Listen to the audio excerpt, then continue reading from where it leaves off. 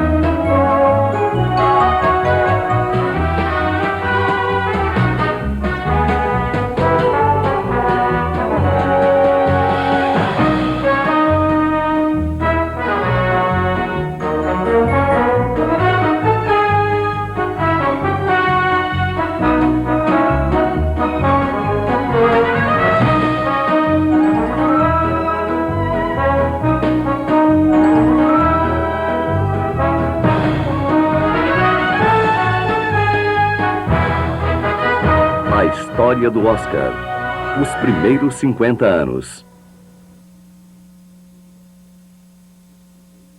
Os filmes estão melhores do que nunca. No início dos anos 50, Hollywood não podia mais ignorar a televisão. Louis B. Mayer havia dito que a TV jamais teria importância nenhuma. Mas ele também havia dito, 20 anos antes, que os filmes sonoros eram só uma moda passageira. A telinha estava se tornando uma grande ameaça às bilheterias, fazendo com que os estúdios retaliassem com filmes melhores do que nunca. Mesmo não sendo realmente melhores, com certeza eram literalmente maiores. Estava na hora de Hollywood mostrar quem mandava mesmo, e começaram a fazer filmes em formato de tela larga, como o VistaVision e o CinemaScore. Os cineastas queriam provar à América que ir ao cinema era muito mais divertido do que ficar em casa vendo televisão.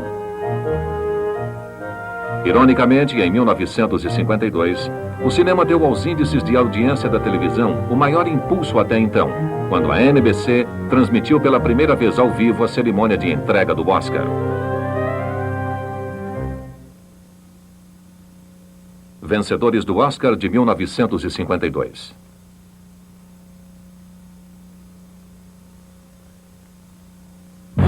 O melhor filme de 1952 foi O Maior Espetáculo da Terra, de Cecil B. DeMille.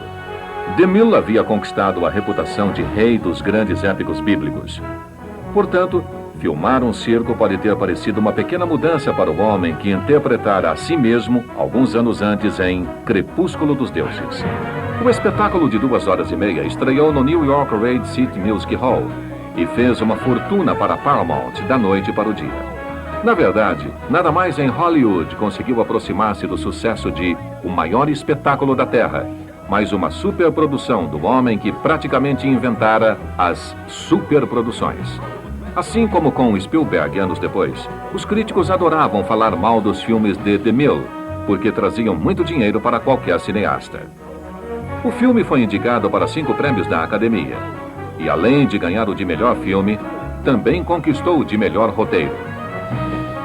O próprio DeMille ganhou também o prêmio Irving Thalbert na cerimônia daquele ano.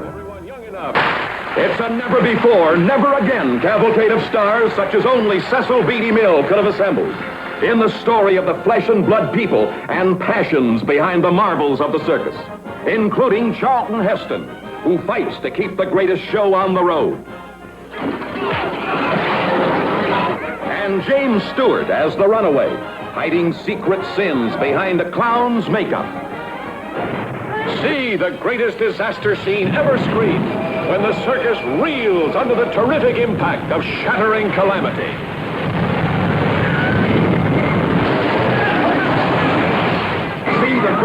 drama of danger that ever exploded from behind the tinsel and grease paint of show business.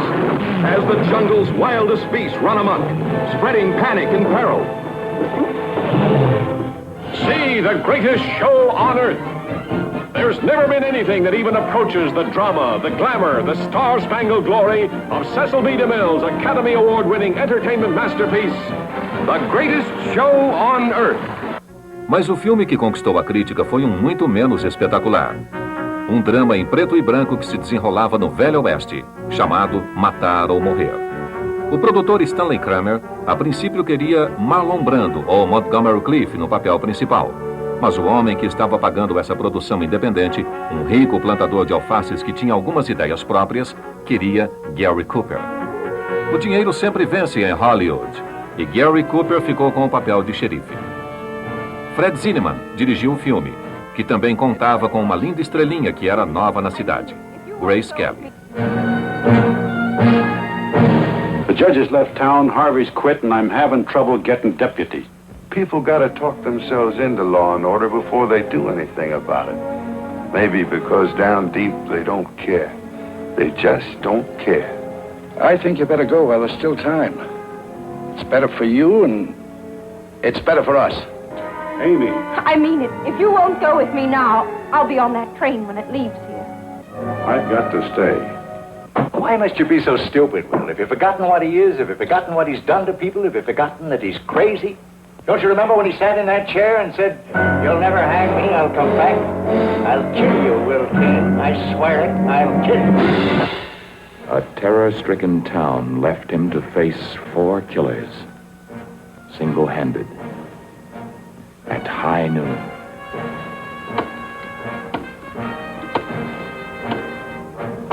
With every swing of the pendulum, with every second, a man's life ticked away. Never have so few moments held such excitement. Miller! What kind of woman are you? How can you leave him like this? Does the sound of the guns frighten you that much?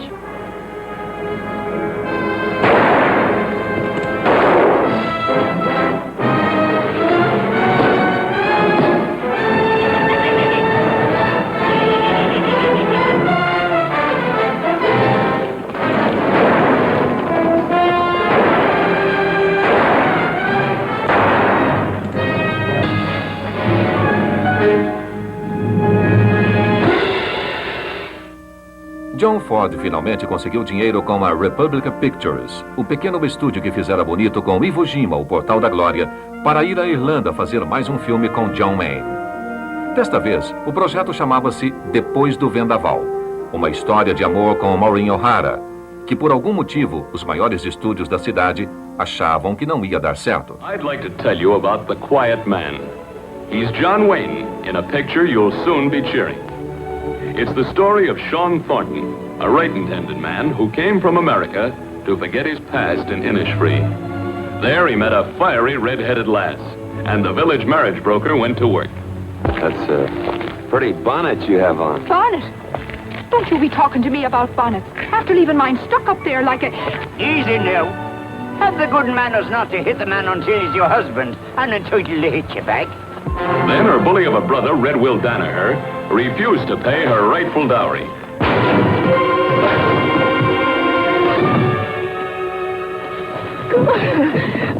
There'll be no locks or bolts between us, Mary Kate, except those in your own mercenary little heart. Mary Kate left him to go to Dublin, but he caught her at the station and brought her back with the whole town watching him do it. I'll pay you. Never. Then the fight was on. A fight they're still talking about in Innisfree. It's a wonderful picture. The finest ever brought to the screen by John Ford, and he's won 3 Academy Awards. His direction makes unforgettable the performances of John Wayne, Maureen O'Hara, Barry Fitzgerald, and Victor McLaglen. O filme rendeu muito dinheiro para o estúdio e recebeu ótimas críticas. E a academia deu-lhe 7 indicações para o Oscar, inclusive de melhor filme. Ele conquistou o 4º Oscar de melhor diretor para John Ford, um recorde, e também o prêmio de melhor cinematografia por seu luxuoso Technicolor. 2 atrizes rivais estavam concorrendo naquele ano pelo Oscar de melhor atriz: Joan Crawford e Bette Davis. Joan finalmente se desvencilhara de seu antigo contrato com a Warner Brothers e, com toda essa liberdade, resolveu fazer um filme para a RKO chamado Precipícios d'Alma, a história de uma dramaturga rica que descobre que o marido está pretendendo matá-la. Joan interpreta a mulher que repentinamente fica temerosa, e o jovem Jack Palance é o marido que, já cansado dela, quer abandoná-la. Crawford ficou empolgada ao receber mais uma indicação para melhor atriz. Ela estava em um espetáculo de entrega de prêmios em Beverly Hills quando recebeu a boa notícia e comenta-se que foi para o banheiro chorar. Mas Bette Davis não fazia o gênero de chorona e não derramou nenhuma lágrima quando recebeu a indicação por sua interpretação em Lágrimas Amargas.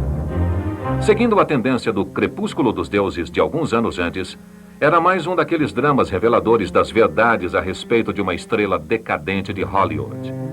A 20th Century Fox fez esse filme com um orçamento paupérrimo e, segundo Bette, foi totalmente filmado de primeira. Nesse filme, ela interpreta uma vencedora do Oscar que não consegue encontrar um papel que salve sua vida. E uma das cenas principais é quando ela pega o troféu e diz a ele: "Vamos, Oscar, vamos tomar um pileque", antes de sofrer um acidente automobilístico em algum ponto de Beverly Hills, com o Oscar no painel do carro. Bette usou um de seus Oscars verdadeiros para a cena. Mas esse não seria o ano para Bette ou Joan conquistarem mais uma estatueta de melhor atriz para seus painéis. Não, esse foi o ano em que o cobiçado prêmio foi para as mãos de uma estreante. Seu nome era Shirley Wood, e a interpretação no filme A Cruz de Minha Vida. Os críticos deliraram, e Shirley ganhou praticamente todos os prêmios de interpretação possíveis, culminando com o Oscar, que não foi uma grande surpresa ao ser recebido. Ela ficou tão empolgada que, ao subir a escadaria para receber o prêmio da Academia, tropeçou. Voltemos à MGM. O estúdio tinha um filme novo naquele ano chamado Assim Estava Escrito, que era a revelação da MGM a respeito dos horrores de Hollywood. Agora foi a vez de Kirk Douglas estrelar como um produtor de cinema que é ambicioso demais para seu próprio bem. Vincent Minnelli dirigiu o elenco estelar. O filme foi indicado para 6 prêmios da Academia e conquistou para Gloria Grahame o Oscar de melhor atriz coadjuvante pela interpretação da linda esposa sulista de Dick Powell. Muita gente em Hollywood ainda está tentando descobrir quem é que Douglas está imitando em sua interpretação do tirânico produtor. As grandes esperanças de Daryl Zanuck naquele ano estavam todas em um só filme, Viva Zapata, com Marlon Brando no papel do camponês mexicano que conquista o poder e acaba tornando-se presidente do país. Did you think of me? It is said a warrior's shield is his sweetheart's heart. Huh? We have a proverb. A man well dressed is a man well thought of. A monkey in silk is still a monkey. But when love and beauty come into the house, throw out the lamps. I believe that a man is fire and a woman fuel. And she who was born beautiful is born married.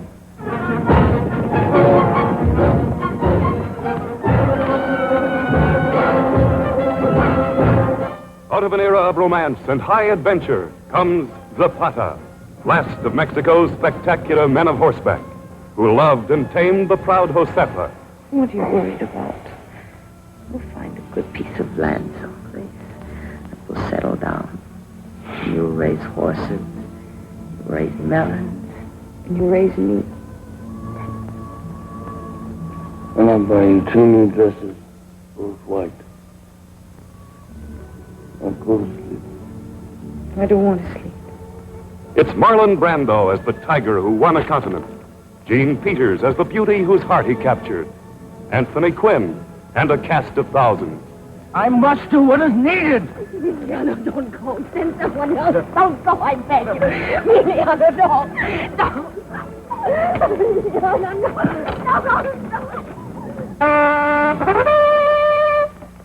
Huerta's forces are coming through the pass, Emiliano. Emiliano, I give you my word. I will stop the troops. I hope so, but if you can't, I will.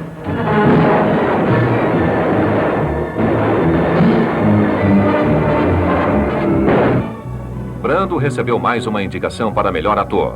Mas Quinn foi o único vencedor do Oscar de Viva Zapata, o de melhor ator coadjuvante. Mas Hollywood, de repente, estava preocupada, pois talvez não pudesse contar com Brando por muito tempo. Ele só estava com 30 anos e já falava em se aposentar do cinema após, talvez, apenas mais um filme. Numa entrevista ao Los Angeles Herald, ele disse ao repórter que conseguira dar ajuda financeira aos pais e que já possuía uma fazenda de gado em Nebraska. Então, o que lhe faltava? Depois de mais um filme, ele teria dinheiro suficiente para ter uma renda anual de mais ou menos $80 mil. Então, dali para frente, ele só trabalharia no teatro. Esta não seria a primeira vez em que Marlon deixaria um jornalista confuso. Vencedores do Oscar de 1953.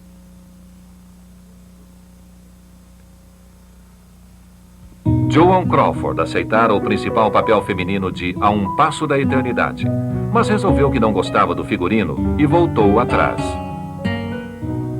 Deborah Kerr, porém, gostou muito das roupas e ficou com o papel. Joan teria se conformado com as roupas se soubesse que ele seria o melhor filme do ano. Harry Cohn, da Columbia, pagara bem caro pelos direitos cinematográficos do romance de James Jones sobre a Segunda Guerra Mundial, que era um tanto ousado para 1953, que se passava no Havaí um pouco antes do ataque a Pearl Harbor. Mas Harry já havia pensado numa solução para esse problema e pediu ao Brain Office, que era a organização encarregada da moralização no cinema, que limpasse um pouco a linguagem do filme.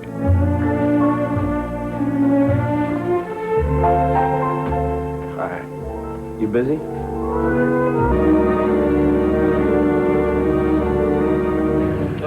She's nothing but trouble. You better keep your mind off what you're thinking. What do you want to do? Wind up in Leavenworth? O produto final continha uma cena que provocou muita indignação. O famoso beijo na praia entre Burt Lancaster e Deborah Kerr. I never knew it could be like this. Nobody ever kissed me the way you do. A academia gostou principalmente do beijo na areia e deu a Um Passo da Eternidade um total de 11 indicações. Okay, Fatso. Let's kill him, you want. Come on. Na noite do Oscar, além de melhor filme, a produção conquistou o Oscar de melhor diretor para Fred Zinnemann, melhor roteiro adaptado, cinematografia, som, edição, ator coadjuvante e atriz coadjuvante. O Oscar de melhor atriz coadjuvante ficou com Donna Reed, por sua chocante interpretação de uma prostituta. A academia ficou tão impressionada com sua interpretação que lhe deu seu primeiro e único Oscar. Mas quando Frank Sinatra ganhou o Oscar de melhor ator coadjuvante pela interpretação de Maggio no filme, foi um negócio muito melhor para ele. A popularidade de Sinatra havia chegado ao ponto mais baixo antes de A um Passo da Eternidade, e ele estava procurando desesperadamente um retorno.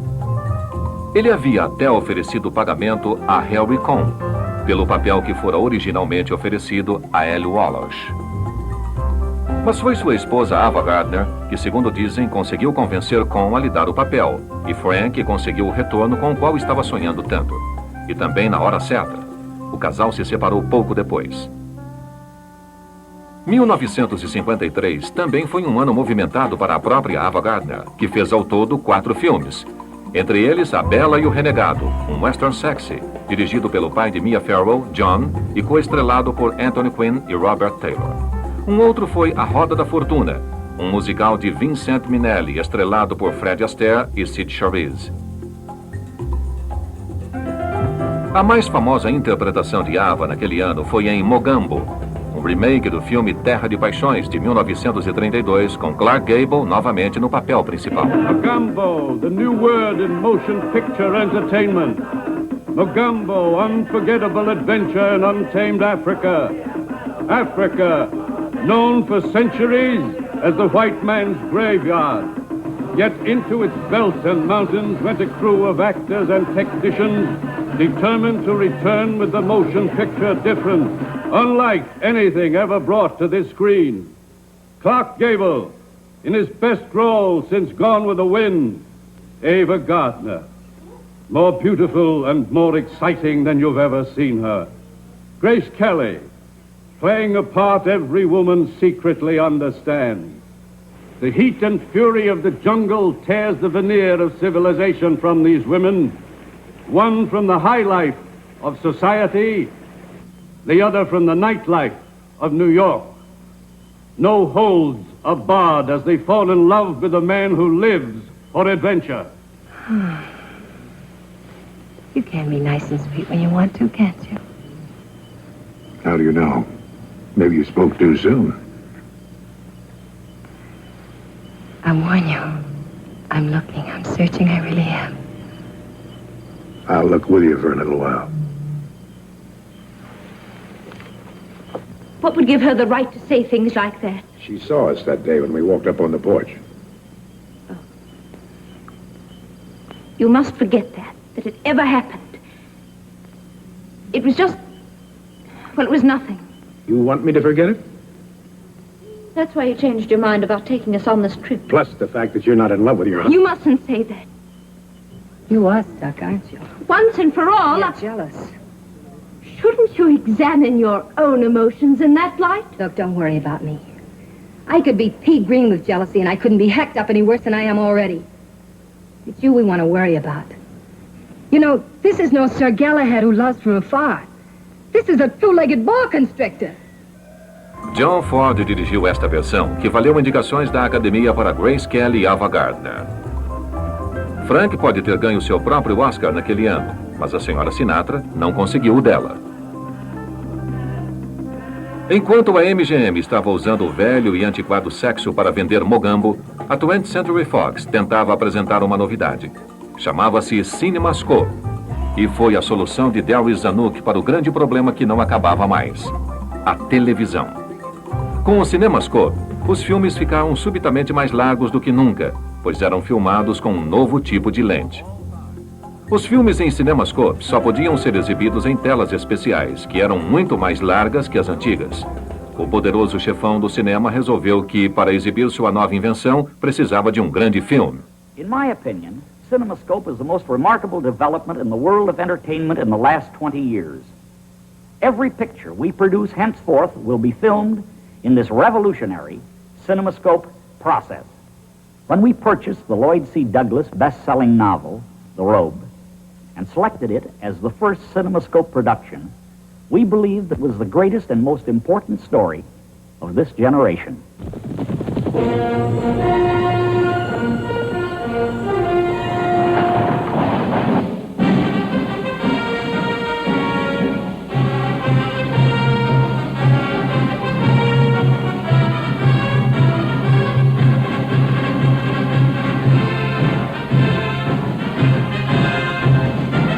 The Robe, from one of the greatest novels of all time. The most inspired story of love and devotion, faith and spectacle that has ever come to life on the screen. Richard Burton as Marcellus, the man who took whatever he wanted. Gene Simmons as Lady Diana, the beauty whose fame was legend. Even pagan Rome itself gasped at their love. I want to be your wife, whatever you believe. I'd marry you if I had to share you with 1,000 gods. With Victor Mature as Demetrius, Michael Rennie as Peter the Big Fisherman. Here is all the sweep and spectacle, the power and grandeur of a mighty era, when the word of heaven was arrayed against the sword of Rome.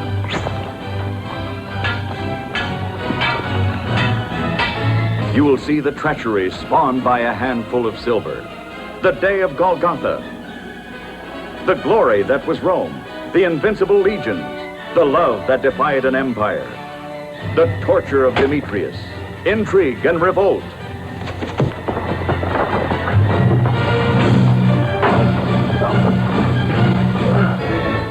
The curse of Marcellus.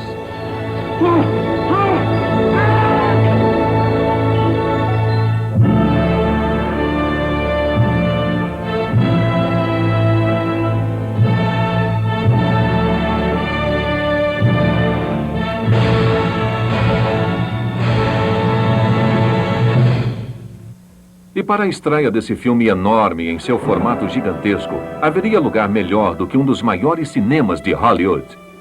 Grauman's Chinese Theater foi o local da estreia de O Manto Sagrado e foi reformado especialmente para a ocasião. Em outro local na frente romana, Brando retornava no Júlio César da MGM. Joseph Mankiewicz escreveu e dirigiu sua versão da peça de Shakespeare. O estúdio queria tratar essa produção como uma peça de teatro de altíssimo nível. Por isso, o filme estreou no Broadway's Boot Theater em Manhattan.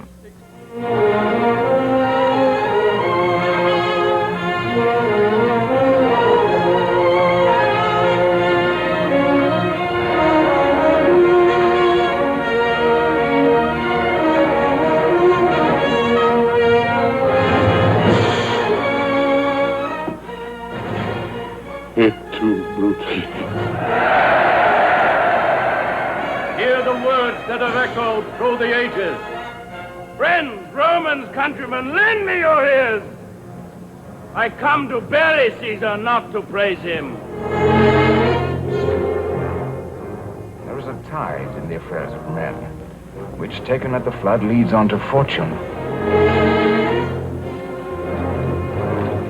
His life was gentle, and the elements so mixed in him that nature might stand up and say to all the world, this was a man. Rome's immortal characters, portrayed by the finest talents of our day. With flawless performance, they recreate Caesar's Rome. The struggle for power, the clash of arms. Here, the battlefield of Philippi.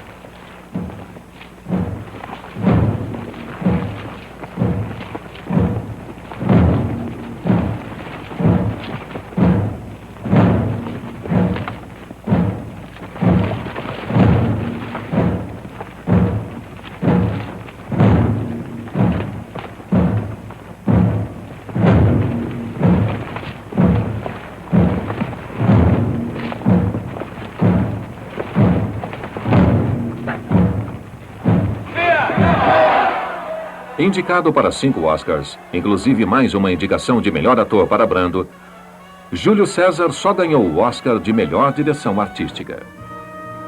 Na Paramount Pictures, Billy Wilder estava maquinando outro sucesso. Desta vez um drama sobre um prisioneiro da Segunda Guerra Mundial chamado Inferno número 17. Mais uma vez ele escalou William Holden para o papel principal, mas desta vez Holden achou que seu personagem não era suficientemente solidário e reclamou com Wilder. A resposta de Billy foi: eu acertei com o Crepúsculo dos Deuses, não acertei? Holden cedeu e fez o que Billy queria. William Holden já era definitivamente um astro. Recebeu um Oscar de melhor ator por Inferno número 17. E a culpa foi toda de Billy Wilder. O estúdio de William Holden, a Paramount, tinha outro filme importante que estava guardando em segredo naquele ano e era estrelado por uma atriz belga e novata em Hollywood.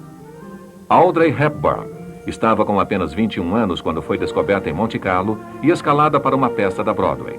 Dali, a viagem para a cidade do cinema foi bem rápida. Um caçador de talentos da Paramount a descobriu e lhe ofereceu o papel principal do novo filme de William Wyler. Ele se chamava A Princesa e o Plebeu. Era a história de uma princesa que queria muito levar uma vida normal. Ela foge com um repórter americano, interpretado por Gregory Peck. Não é a história da princesa Diana e foi um grande sucesso para a Paramount. Very unusual.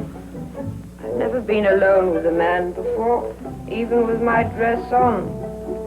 With my dress off, it's most unusual.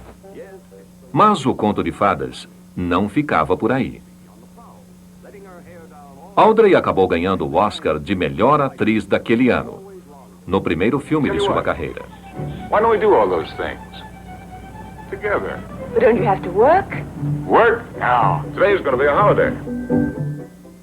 Billy Wilder ficou tão admirado que a escalou para seu próximo filme, Sabrina, que foi lançado no ano seguinte. Hepburn teria uma longa carreira em Hollywood.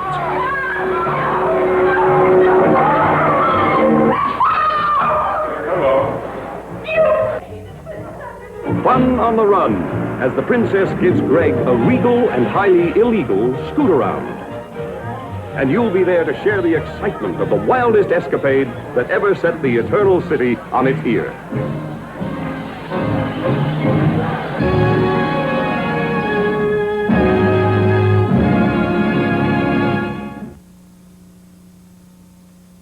Vencedores do Oscar de 1954.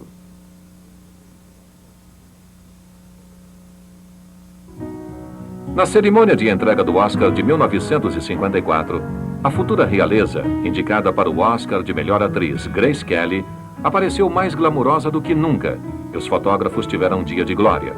Mas Grace mostrou quem realmente era, mais tarde naquela mesma noite, quando admitiu que o que realmente queria era um drink. Sindicato de Ladrões ganhou o Oscar de melhor filme daquele ano. Era um projeto que fora recusado por todos os estúdios da cidade. Então o diretor Elia Kazan levou-o para o produtor independente Sam Spiegel, que leu o roteiro e achou que os estúdios estavam loucos ao recusá-lo. A história falava de um sindicato de estivadores corrupto de Nova York e das vítimas da situação, e de um delinquente chamado Terry Malloy. Spiegel levantou $820 mil e a produção foi filmada em Hoboken, Nova Jersey, estrelado por Marlon Brando e com um elenco impressionante. You wanted my philosophy of life. Do it to him before he does it to you. What do you want? Your gun.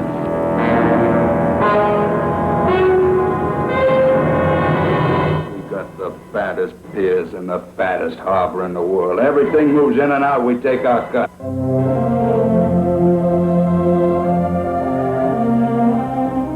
Come on, I better get you home. There's too many guys around here with only one thing in their mind. Am I going to see you again? What for? I really don't know. Ah, come on. Come on. Edie. Father, who'd want to kill Joey? Who'd want to kill Joey? Listen, you know who the pistols are. You're going to keep still until they cut you down one by one?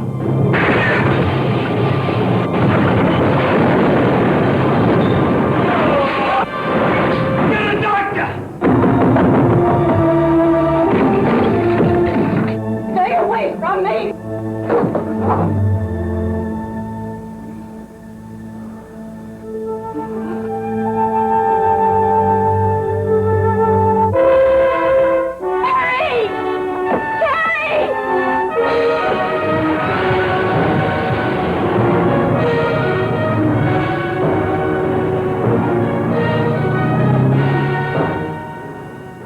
Na noite do Oscar, Sindicato de Ladrões recebeu os maiores prêmios da cerimônia, 8 deles para ser exato.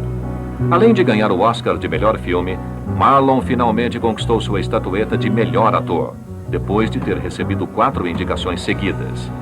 Elia Kazan, o de melhor diretor. Em 1954, a Warner Brothers revelou seu mais recente filme com Grace Kelly, um roteiro adaptado do romance de Clifford Odets, Amar é Sofrer. Era a história de um cantor alcoólatra, interpretado por Bing Crosby, que faz o possível para retornar à carreira, apesar dos muitos obstáculos que a vida coloca em seu caminho. Crosby recebeu as melhores críticas de sua carreira por sua interpretação nesse filme e recebeu mais uma indicação para o Oscar de melhor ator. Grace Kelly também recebeu excelentes críticas, mas esse foi apenas um dos 4 filmes seus que foram lançados em 1954. Ela havia começado sua carreira em Hollywood poucos anos antes e seu segundo filme, Matar ou Morrer, a tornara famosa em 1952. Mas Alfred Hitchcock tinha um afeto especial pela linda loura e escalou-a para 2 de seus filmes em 1954. Diz que M para Matar foi o primeiro coestrelado por Ray Milland, que interpretava o marido que queria matá-la. O segundo foi Janela Indiscreta, um filme de suspense, estrelado também por James Stewart e Thelma Ritter. Grace também estrelaria ao lado de Cary Grant um terceiro filme de suspense no ano seguinte, Ladrão de Casaca. 1954 não seria apenas um ano extremamente movimentado para Kelly, mas também o ano em que ela conquistou o Oscar de melhor atriz. Foi por Amar é Sofrer, e nesse papel ela não só mostrou sua melhor interpretação dramática, mas também fez o possível para ocultar sua beleza, chegando a usar óculos e roupas feias, indo ao extremo de não usar maquiagem. Muito antes de Meryl Streep aperfeiçoar a arte de ir a extremos para interpretar um papel, essa foi uma mudança radical para uma estrela glamurosa como Grace Kelly. E a academia a recompensou por isso. Grace conseguiu tomar seu drink naquela noite, à mesa dos vencedores no Romanov. Estava tão emocionada que até chorou um pouco. Enquanto filmava Ladrão de Casaca, no ano seguinte em Mônaco, Grace recebeu bastante publicidade. O príncipe de Mônaco tinha o hábito de ler os jornais, e quando viu que Grace estava na cidade, decidiu conhecê-la pessoalmente. Ele a convidou para sair e ela aceitou.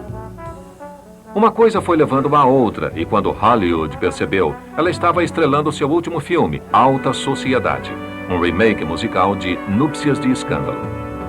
Depois disso, Grace trocou a realeza de Hollywood pela verdadeira realeza em Mônaco. Casou-se com o príncipe Renier em uma das cerimônias de casamento mais sensacionais do século, sem contar a de Charles e Diana. Mas esse casamento durou até 1982, quando o carro de Grace despencou de um rochedo e ela morreu pouco tempo depois.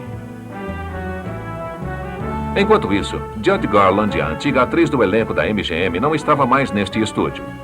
Ela foi despedida porque sempre chegava atrasada ou nem aparecia durante as filmagens de Bonita e Valente. Mas ela ainda sabia cantar e dançar, e não importava qual estúdio resolveria filmá-la. Em 1954, ela concorria ao Oscar pela última vez.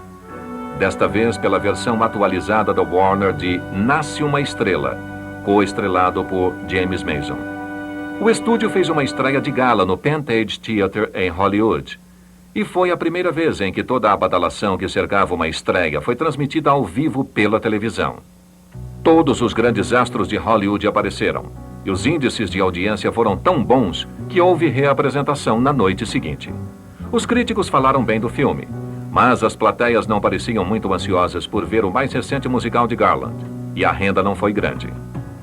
Pena o filme não ter feito tanto sucesso quanto a estreia. Apesar do fato de Jack Warner não ter feito campanha para o Oscar por esse filme, nem por nenhum de seus astros, Judy Garland recebeu mais uma indicação para o prêmio de melhor atriz. Mas nessa noite do Oscar, ela estava no hospital, onde havia acabado de dar à luz a um filho do produtor de Nasce uma Estrela, Sid Luft. A NBC enviou uma equipe ao quarto do hospital para filmar sua reação, caso ela ganhasse, e um maquiador a preparou para a ocasião.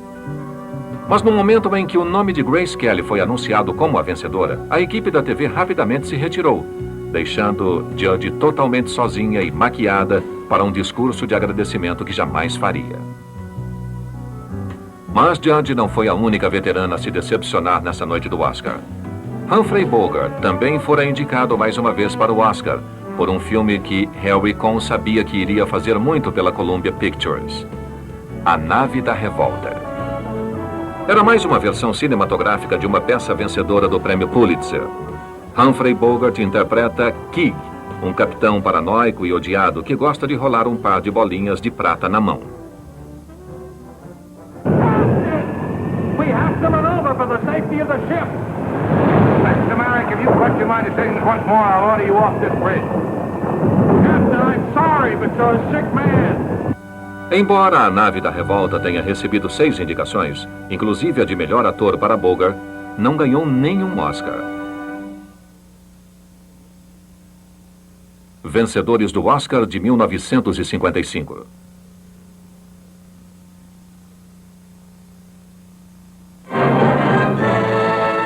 Hello, I'm Burt Lancaster, back visiting my old hometown, New York City. This is the neighborhood of 187th Street and Arthur Avenue, in the Bronx, not far from where I was born. It hasn't changed much. It's still a busy, crowded place of many racial strains. O melhor filme de 1955 foi Marty, a história de um açougueiro do Bronx, que não está procurando por um amor, mas acaba se apaixonando. Foi um filme em preto e branco de baixo orçamento, e Ernest Borgnine interpretou o papel título, que foi denominado por um crítico de Hamlet dos açougueiros. It's the story of a Saturday night in a man's life. The preparations. Oh, what do you feel like doing tonight? I don't know, Ange. What do you feel like doing? We're back to that, huh? The phone calls. The heartache. No, Marty, Oh, I please. like you. I like you. I've been telling you all night I like you. Marty. All I want's a little kiss. No. Please. No. Please. No, Marty. All right. I'll take you home. The pain. The plain, simple pain. No, Ma, I don't want to go to Stardust Ballroom because all that ever happened to me there was girls made me feel like I was a bug. I got feelings, you know. I had enough pain. I'm going to stay home tonight and watch the hit parade. You're gonna die without a son. So I'll die without a son. Oh, Marty, put on the blue suit, huh? Blue suit, gray suit. I'm just a fat little man, a fat, ugly man. You not ugly. I'm ugly. Marty. Ma, leave me alone! What are you doing New Year's Eve? Nothing. This is the simplest and the most beautiful love story I've ever seen in a movie. Harold Hecht and I produced this picture. Patty Chayefsky wrote it, and Delbert Mann directed it. And talk about stars being born. The performances of Ernie Borgnine and Betsy Blair make me proud to be an actor. And of the picture itself, well, I'm just plain proud. Borgnine havia interpretado um vilão alguns anos antes em A Um Passo da Eternidade, mas neste filme ele foi capaz de mostrar um grande talento dramático. Essa versatilidade não passou despercebida. Ele recebeu o Oscar de melhor ator por seu trabalho e o Oscar de melhor filme surpreendeu ao ficar com Marty. O filme também ganhou o Oscar de melhor diretor para Delbert Mann. Mas nem Ernest Borgnine podia comparar-se ao estardalhaço que cercava o ídolo dos adolescentes, James Dean. James Dean havia acabado de estrelar 3 grandes filmes de Hollywood e em seguida deu o passo mais brilhante de sua carreira, morreu. Somente um de seus filmes, Vidas Amargas, havia estreado antes que ele batesse de frente com seu Porsche na estrada Pacific Coast, em 30 de setembro de 1955. A Warner Brothers transformou Vidas Amargas em um tremendo sucesso, arrecadando mais de $5 milhões somente nos Estados Unidos, e logo ele se tornou o imitador de Brando mais comentado. Seu próximo filme para Warner Brothers foi um sucesso adolescente chamado Juventude Transviada e estreou cerca de um mês após sua morte. O terceiro filme foi Assim Caminha a Humanidade, de George Stevens, que ele havia acabado de filmar quando bateu com o Porsche. Da mesma forma que Marilyn Monroe e Elvis Presley, James Dean conquistou a glória com a qual todos os atores sonham conhecer em vida, só que ele teve de morrer para conquistá-la. Dean foi o primeiro astro do cinema a receber indicação para melhor ator após a morte. Na verdade, recebeu 2. Uma naquele ano por sua interpretação em Vidas Amargas, e mais uma no ano seguinte, quando Assim Caminha a Humanidade foi finalmente lançado. Também bastante popular naquele ano, o homem que já não estava mais casado com Ava Gardner, Frank Sinatra. Ele conquistou uma indicação para melhor ator, desta vez por interpretar um viciado em drogas no filme de Otto Preminger, O Homem do Braço de Ouro. Frank interpretou tão bem o viciado em heroína que deixou a Motion Picture Association of America novamente espumando de raiva. Era chocante demais para o público americano e a empresa recusou-se outra vez a conceder ao filme o seu selo de aprovação. O diretor Preminger disse que podiam ir para o inferno com seu selo de aprovação e lançou o filme sem ele. Surpreendentemente, nessa época, os grandes cinemas não tinham mais medo de exibir um filme sem o selo. E as exibições de O Homem do Braço de Ouro encheram os bolsos do galã de olhos azuis e de seu estúdio, a United Arts. Enquanto isso, o novo filme de Henry Cohn para a Columbia Pictures naquele ano chamava-se Férias de Amor e era estrelado por William Holden e Kim Novak. Cohn estava tão decidido a conseguir uma boa publicidade para o filme que mandou muita gente que trabalhou nele, como o editor William Lyon, falar bem do filme para os repórteres. Isso acabou se tornando uma boa publicidade para William Lyon, pois ele voltou para casa com um dos 2 Oscars que Férias de Amor conquistou naquele ano. Cohn havia tentado fazer campanha pelo prêmio de melhor atriz coadjuvante para Rosalind Russell, mas ela não o queria, dizendo que era estrela demais para admitir que fora escalada em um papel de coadjuvante. O que Rosalind Russell preferia era um Oscar de melhor atriz, mas naquele ano o prêmio foi para as mãos de uma atriz italiana chamada Anna Magnani. O dramaturgo e, de certa forma, autor de roteiros cinematográficos Tennessee Williams a conhecera na Itália 5 anos antes e ficou tão impressionado com sua presença que escreveu uma peça para ela chamada A Rosa Tatuada. Anna não achava que seu inglês fosse aceitável quando a peça foi para Broadway, e Maureen Stapleton, interpretou seu papel no palco. Mas chegara a hora de fazer o filme, e Tennessee não queria que ninguém mais tomasse o lugar dela. Finalmente, ele a convenceu a interpretar ao lado de Burt Lancaster, e o filme foi um sucesso. Ela ganhou o Oscar de melhor atriz naquele ano, 6 anos antes de uma outra estrela italiana chamada Sophia Loren repetir a façanha.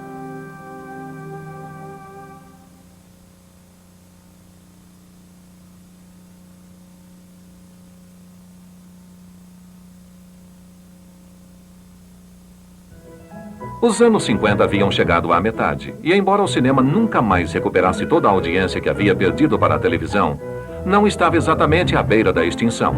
Modismos como os filmes em terceira dimensão e até o Smell-O-Vision, ou seja, filmes com odores, funcionaram durante algum tempo para tirar as pessoas da sala de estar e levá-las ao cinema, mas esses recursos acabaram saindo de moda.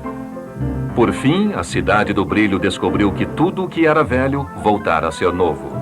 As histórias interessantes, os bons roteiros e a fotografia excelente, suas verdadeiras mercadorias desde o início na era dos filmes mudos, eram tudo o que os filmes e os prêmios da Academia precisavam realmente para sobreviver.